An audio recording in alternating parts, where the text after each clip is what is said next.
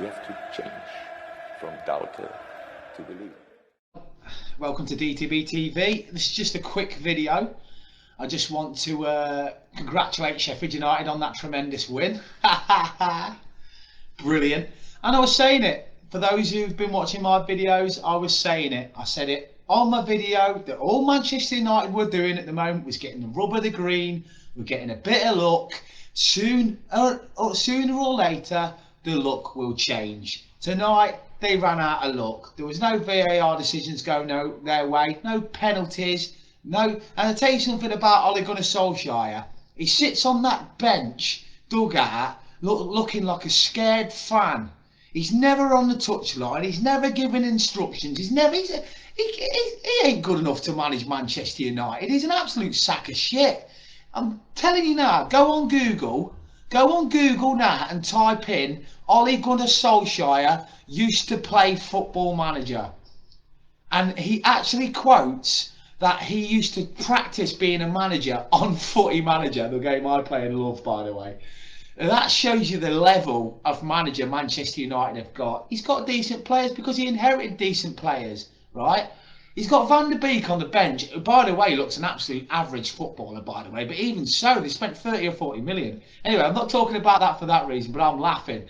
Because I'm not even surprised by tonight's result. I've seen it coming. They're not a great side. It's the same squad that lost 6-1 to Tottenham. For those of you that have been watching my videos, you know exactly what I'm saying. I said it.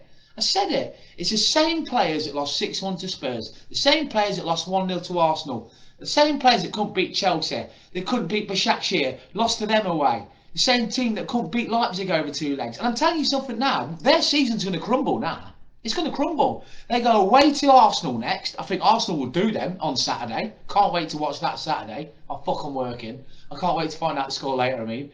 And then they've got, like, I tell you what, this Real Sociedad at the moment are ripping up trees in Spain, right? They've got them in the Europa League. They're going to get dicked and thrown out of that. So I'm not even, I swear to you, I'm actually laughing because I knew this was coming. And I said, and here's the analogy I used this analogy. I used snakes and ladders. The Premier League this season is snakes and ladders. You go up, you hit a fucking snake, you slide down. Tottenham have done it, Chelsea have done it, Arsenal have done it, we're doing it, right?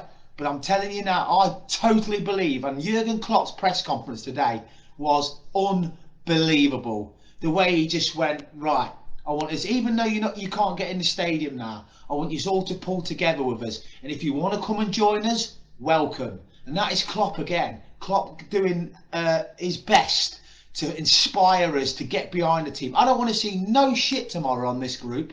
I want to see us all behind us. I don't like that lineup. I don't care what lineup that goes out tomorrow. Whatever lineup goes out tomorrow, we get firmly behind the team. Because Klopp's even saying that.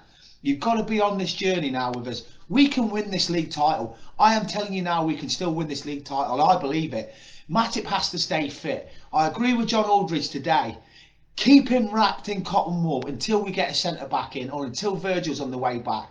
Because Aldridge was saying that in his day, players that couldn't train all week, we just let them train the day before a match. I'm with that. Keep Matip wrapped in cotton wool. Play Matip and Fabinho at the back. We're laughing. Don't ever think that performance against Man United, which was brilliant, right? Reece Williams is not ready yet. He's too young. He's played Van Raamen off last season. Jesus Christ, you can't expect the boy to rise to being a Premier League champion. It's not going to happen. Keep Matip fit. Get Fabinho playing alongside him. Henderson's back in midfield. And going with that team. I actually genuinely believe that team behind you right now is the starting 11 for tomorrow. Alisson, Robertson, Matip, Fabinho, Trent, Curtis Jones, Thiago, Hendo, Salah, Mane, Firmino.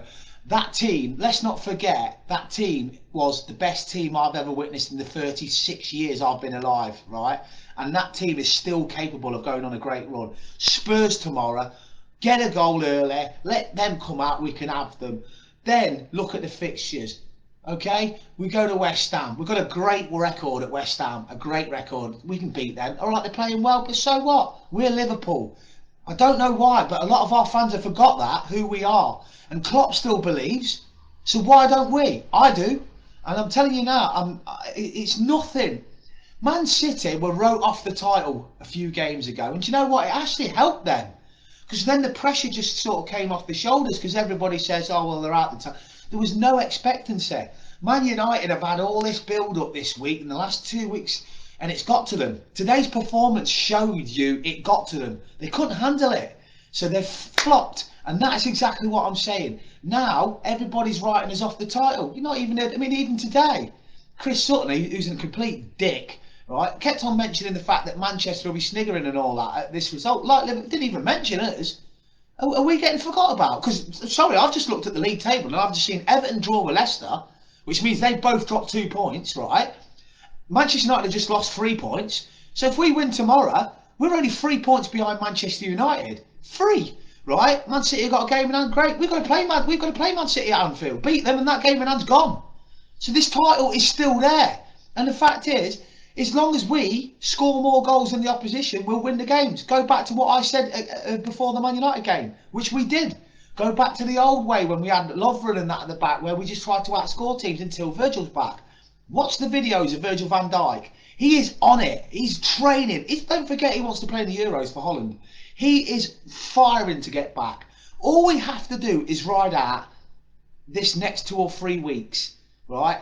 Then Matip can do a job. Keep Matip fit. For God's sake, that man just stays fit for a month or 2. Virgil will be back. I know he will. I can see it. You don't get, if you had a bad knee, which he has had bad knee, if he was getting any problems with that knee, do you think he'd be pedalling that fast on them pedal bikes he's doing? His knee would be in agony. He looks a man determined. And Shearer came back fast twice from the same injury, and Klopp said it looks promising. Klopp would rule it out. Gomez's knee looks a lot worse. He won't be back this season, Gomez, but Virgil will. So keep the faith, get behind the lads. Tomorrow's DTB schedulers. I'll be up at 10 in the morning. I'll go live. I'll have papers out in front of me, because I like to read the Echo and what's been said by the chief writers and that of the Liverpool Football Club. So I'll read that out at 10 in the morning. Then I'll be back on at 2 for a little chat with you all, a little preview for Spurs. And then I'll be back at 7 for team lineups, and then Matchday Live, which I can't wait for. Come on, you Reds, tomorrow. You'll never walk alone.